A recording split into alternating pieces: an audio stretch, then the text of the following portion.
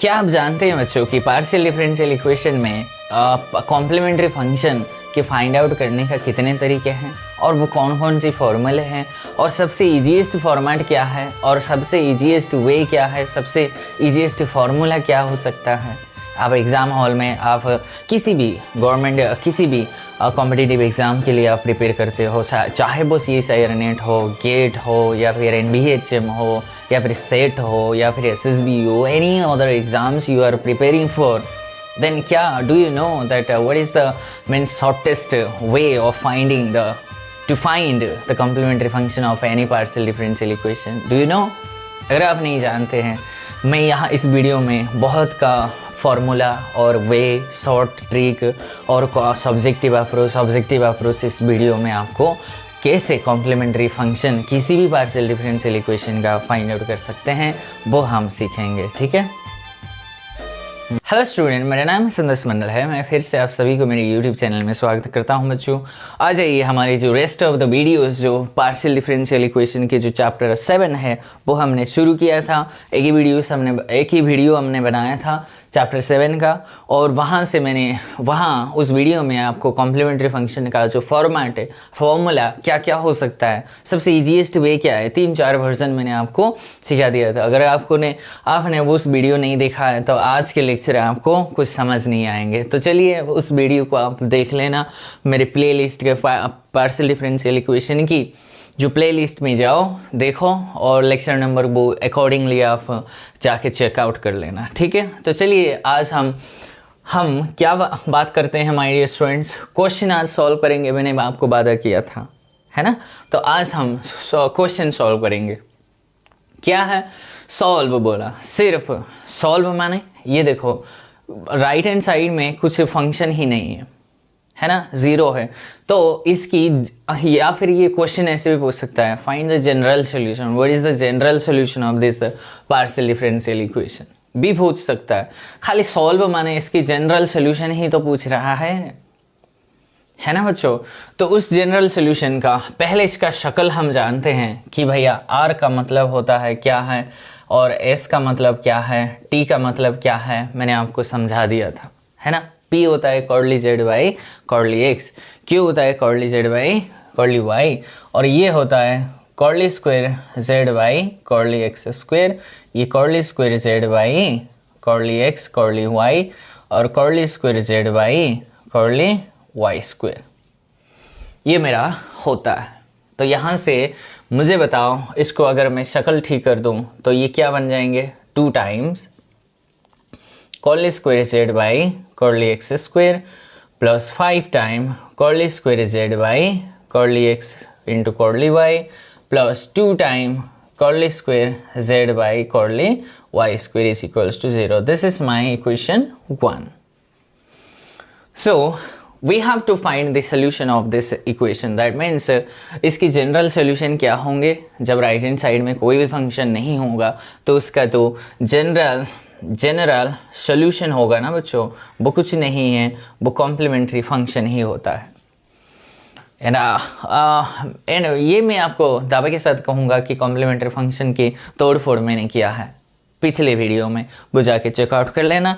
तो इसकी सोल्यूशन पे हम जाएंगे कितने सारे वर्जन में। देखो, पहली वर्जन तो मैंने क्या बताया था कि भाई इसके ये अगर मैं लिखूं d की प्लेस में तो 2d square z plus 5d into d dash of z plus 2 time d dash square is equals to 0। यहाँ भी z है,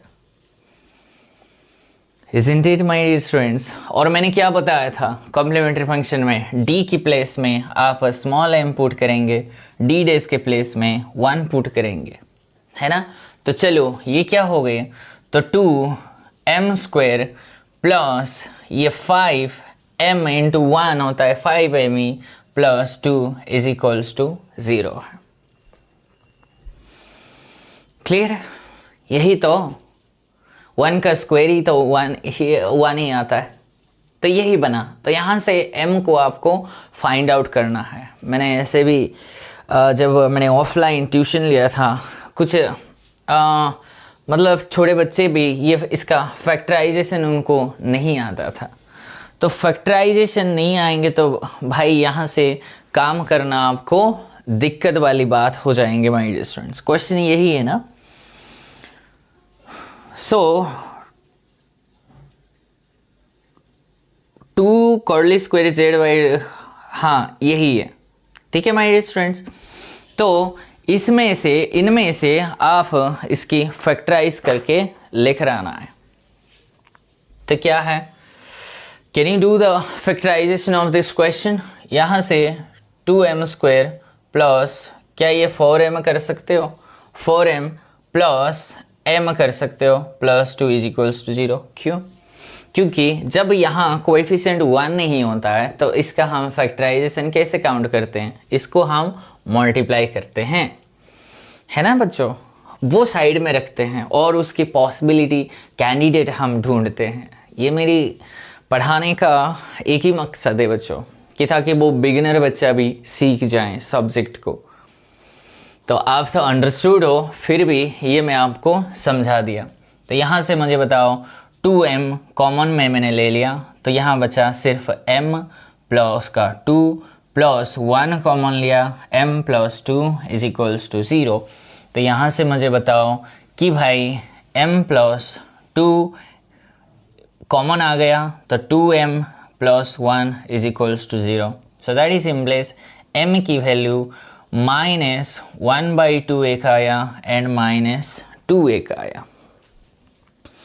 Isn't it my dear students? तो m की वैल्यू ये डिस्टिंक्ट है ना। तो डिस्टिंक्ट के लिए जो CF है या फिर जनरल सॉल्यूशन ही डायरेक्ट लिख दो तो CF होता है, एंड CF मेरा phi1 y प्लस में m1x plus phi2 y plus m2x ये होता है। बस रख दो इसकी प्लेस में। तो phi1 y माइनस m1, आप इसको ले लो कि इसको ले लो, आपकी मर्जी है, वो चॉइस इज योर्स। तो इसको लूँगा मैं, तो 1/2x plus phi2 y minus 2x है, यही मेरा आंसर है। देखो बच्चों सुनो, इधर मैं सिखाने की क्या कोशिश करता हूँ, सुनो। जब ये ऐसे क्वेश्चन आए, मान लो आप ऑब्जेक्टिव एग्जाम में बैठे हो, ये सब्जेक्टिव है, ऑब्जेक्टिव एग्जाम में आपको क्या मिलेंगे, 4 ऑप्शन मिलेंगे, ठीक है। मैं बोलता हूँ ये डिफरेंशियल इक्वेशन मैंने दिया, देन मैं यहाँ क्वेश्चन क्या पूछता हूँ, then what is the general solution of the partial differential equation. मैंने ऑप्शन में ए में डाल दिया कि भाई phi y minus 1/2x plus phi2 y minus 2x, ये लिख दिया, ये phi1 है। बी मैंने ऐसे लिख दिया psi 2y minus x plus psi 2 y minus 2x, समझ रही हो। और सी ऑप्शन में कुछ ऐसे मैंने बना दिया, लेकिन which of the following is oblique or अगर ट्रू वाला क्वेश्चन आएंगे तो बच्चे तो यही मार के आएंगे, this is the right answer. ये कोई बच्चा अगर उसका धीमी है, वो अगर समझ नहीं पा रहा है तो इसको तो छोड़ के आएंगे। और मान लो ये MCQ का क्वेश्चन हो, MCQ का क्वेश्चन अगर है, वो तो इतने सारे करा उन्होंने और आंसर भी लेकर आया एग्जैक्टली, लेकिन उनकी जो choices of selection of the question of the option, choices of the option, जो सिलेक्शन ऑफ द ऑप्शन उन्होंने गलत कर दिया। क्यों? क्योंकि ये भी तो ट्रू है, साई फाई ये तो आर्बिट्री फंक्शन होता है बच्चों, बहुत आर्बिट्री फंक्शन थोड़ी ना। यहाँ मैं फाई लूँगा या साई लूँगा, कुछ भी लूँ, वो मैटर नहीं करता। लेकिन देखो ये और ये क्या सेम नहीं है। मैंने इसका LCM लेके यहाँ मल्टीप्लाई कर दिया इस ऑप्शन में, मैंने तो कुछ भी नहीं किया। क्या ऐसे करना ठीक रहेगा सर? बिल्कुल रहेगा, PD में बिल्कुल रहेगा। इनफैक्ट ये ऐसे बोलता है, मान लेते हैं ये आपके CF कुछ ऐसी फॉर्मेट है, phi1 और y प्लस a/b(x) ऐसे हैं फाई में, तो उसको लिखने का तरीका ये भी सोल्यूशन है, और by + ax ये भी सोल्यूशन का फॉर्मेट है। ध्यान रहिएगा। तो यही रिकमेंड करते हैं, हर एक टीचर यही बोलते हैं। अगर नहीं बोलते हैं तो उनको आप फॉलो मत कीजिए। क्यों? आधे आधे जो पढ़ाता है उनके पीछे क्यों जाते हो? आप खुद भी परेशान हो जाओगे, आप खुद भी गलत फहमी में जियोगे, आप खुद भी बच्चे को गलत फहमी में के रास्ते पे लेके जाओगे। यही तो चलता है, एजुकेशन का सिस्टम यही तो चलता है my dear students. But if you try to learn mathematics in a pure way, then try to take an advices of those teacher who are actually means they have an ability and they have a potential to teach you in a proper and the very good way. Otherwise I will not recommend you, no. But मेरी YouTube channel में तो आपको ऐसे कोई means एक comma का मैं ध्यान रखता हूँ, एक फुल स्टॉप की ध्यान रखता हूँ, एक कॉन्सेप्ट की ध्यान रखते हैं हम यहाँ। तो आप यहाँ मेरी इस फैमिली में आप अगर आए हो, कम्युनिटी में ज्वाइन हुए हो, मेरे YouTube चैनल से आप वीडियो देखते हो, तो आपको टेंशन लेने की कोई ज़रूरत नहीं है। आपके कॉन्सेप्ट बिल्ड होने के साथ साथ इस एग्ज़ाम सारे इंटरव्यू सारे आपको कोई परेशानी नहीं होगी। ये मेरी प्रोमिस है आपको। ओके, सो ये जो भी कुछ भी है, अगर आपके ऐसे कुछ रेशनल में आ जाए तो भाई ये भी आपका फ़र्ज़ बनता है, ये भी आंसर सही है, ये भी आंसर सही है, ये ध्यान रखना आपके काम है। ठीक है माय डियर स्टूडेंट। तो चलिए नेक्स्ट, ये हुआ पहली फॉर्मेट। नेक्स्ट फॉर्मेट में हम चलते हैं।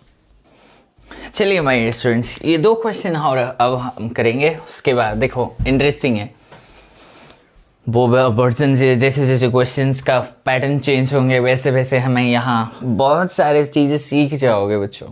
नहीं, बहुत सारी चीज़ें सीख जाओगे। आ जाओ इधर। पहला क्वेश्चन का सोल्यूशन में ले लो, ये भी ऐसे हैं, CF निकालेंगे वही जनरल सोल्यूशन बन जाएंगे। तो ये क्या, पहले मुझे D के फॉर्मेट में लिखो, तो d² z minus d into d' of z minus 2 d² of z is equals to 0। तो पुट करेंगे तो क्या बन जाएंगे, m² minus m minus 2 is equals to 0 बन गई। क्या ये चेंज हो सकता है? क्या m² माइनस का 2m plus m minus 2 is equals to 0, ऐसे भी तो लिख सकते हैं इसको। तो यहाँ से मेरा बन गई, m कॉमन ले लो तो m माइनस 2 प्लस में 1 m minus 2 is equals to 0 है ना।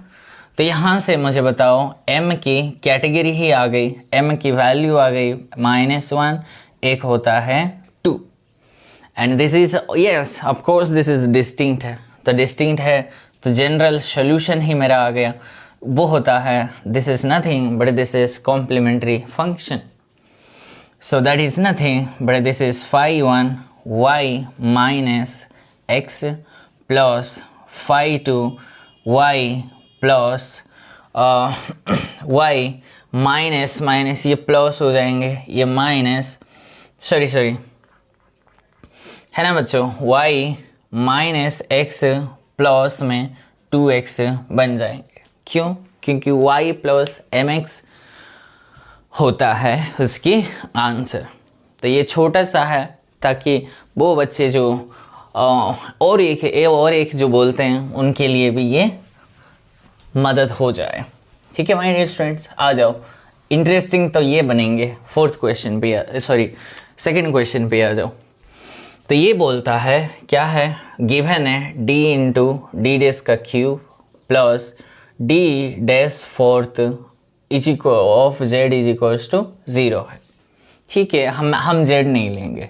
ठीक है बच्चों, तो यहाँ से मैं ऐसे d' 3 टाइम्स में कॉमन ले सकता हूँ। तो बचा क्या है, d प्लस 1 एक बचा है, ये ऐसे। याद है कुछ? ये क्या है, एक रूट है। m इज इक्वल्स टू, यहाँ से m इज इक्वल टू -1 तो 1 है, और m इज इक्वल्स टू 0 0 3 बार, ऐसे भी सोच सकते हो। और ऐसे भी ये रिपीटेड रूट की अकॉर्डिंगली आप वो अप्लाई कर सकते हैं, लेकिन मैंने आपको रिजल्ट समझा दिया था। और वो क्या रिजल्ट था, मान लो अगर डी डेस एक बार कॉमन आता है तो उसका सोल्यूशन लिखने का तरीका फाई ऑफ एक्स होता है। अगर 2 टाइम्स होता है, 2 टाइम्स अगर है तो भाई ये phi 1 plus x time phi 2 x बनता या y, यहाँ क्या बनते y, समझ रहे हो, ये y बनता।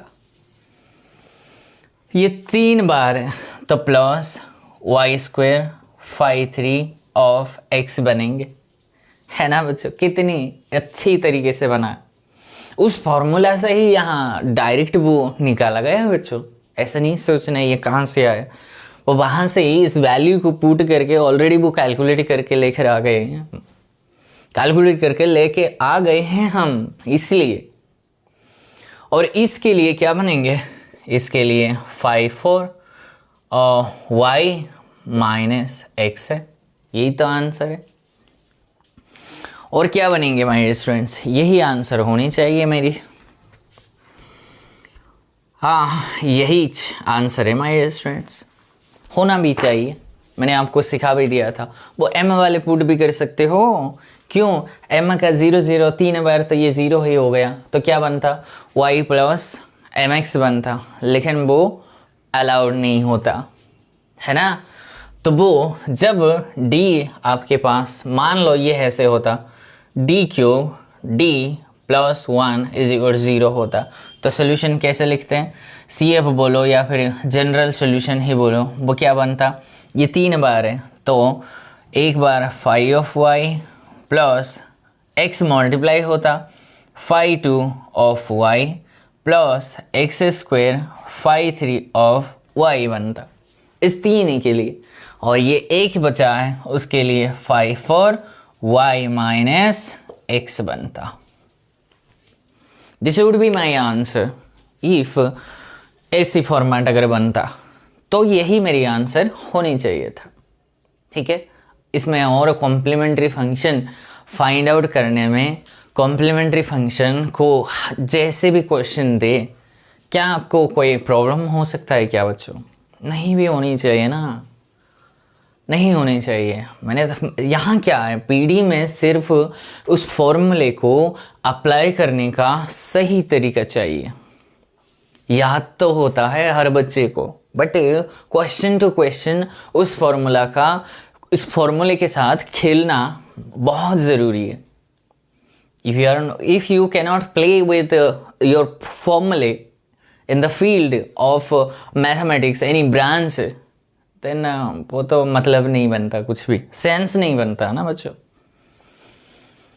तो हम सेंस रखेंगे, उसके साथ साथ को फॉर्मूले भी याद रखेंगे, कॉन्सेप्ट भी याद रखेंगे, सारी की चीज़ें, कुछ कुछ चीज़ें आपको मैं याद करवा देता हूँ और उसको अप्लाई करने का सही तरीका बता देता हूँ।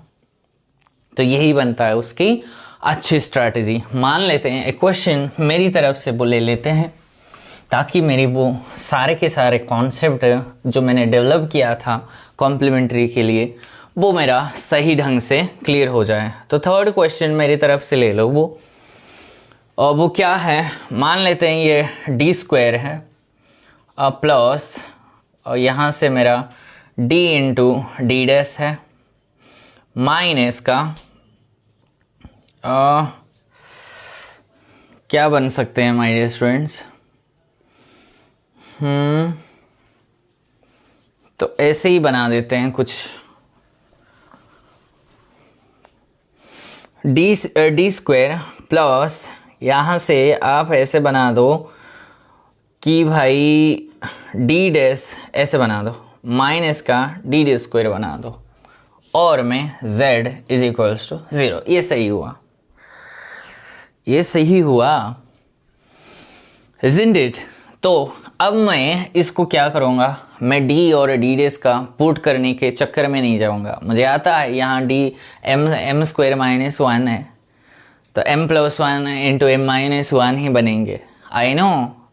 बट मैं कोशिश क्या करता हूँ, वो फैक्टराइजेशन में यूज़ करना चाहता हूँ, ठीक है, तो d minus D dash into D plus D dash बन जाएंगे इज इक्वल्स टू 0। मैंने z नहीं लिया इसलिए।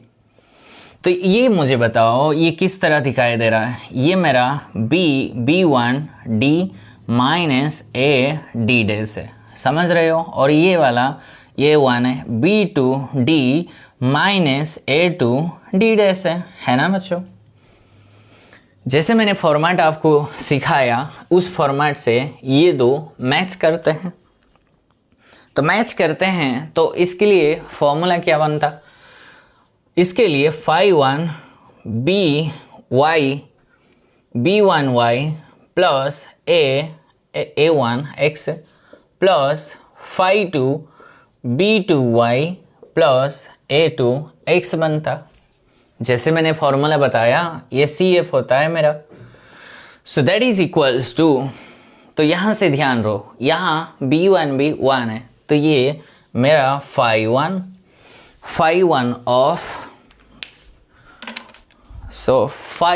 ऑफ इधर आ जाओ, phi1 ऑफ ये 1 है तो ये बना y प्लस ये भी देखो ये भी a1 भी मेरा 1 है तो x बनेंगे ये y plus x plus phi2 of b2 b1 है तो सिर्फ ये y बनेंगे, प्लस बनता, लेकिन यहाँ a2 का कोफिशिएंट देखो प्लस में है तो वो माइनस में लिखेंगे तो ये माइनस x बन जाएंगे। ये मेरी फाइनल आंसर है बच्चों।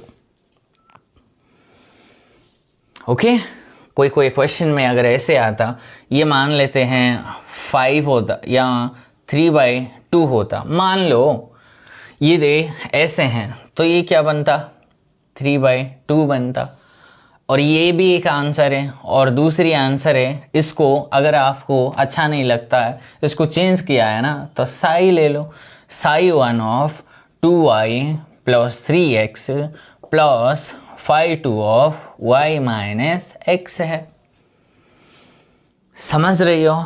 और इसको क्यों साई लिया भाई, इसको मैंने चेंज करके यहाँ जो लिखा है तो कन्फ्यूजन क्रिएट ना हो, सिंबल के साथ मेरा गड़बड़ी ना हो, मिसमैच ना हो, कॉन्सेप्ट इधर का उधर ना हो, इसलिए मेरी जो बचने का तरीका मैंने ढूंढ लिया है ताकि कोई मुझे क्वेश्चन ना कर सके, ताकि कोई मुझे पकड़ ना सके कि आपने क्यों लिया, because this is arbitrary functions, मैंने उसका नोटेशन दे दिया, ठीक है।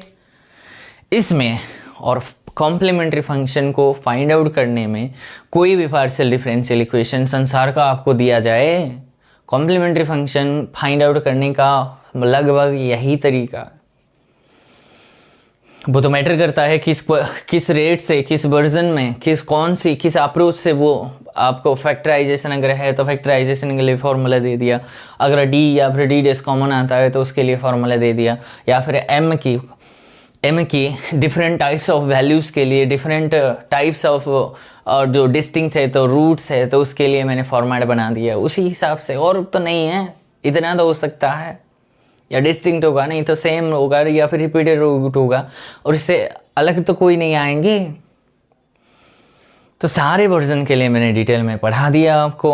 अगर कॉम्प्लीमेंट्री फंक्शन में आपको भी कोई प्रॉब्लम या फिर कोई दिक्कत आएंगे तो आप मुझे कमेंट करके या फिर व्हाट्सअप किसी भी माध्यम से आप मुझे पूछ सकते हो बच्चों। बी फ्री, मैंने आपको बार बार बोल रहा हूँ, बी फ्री।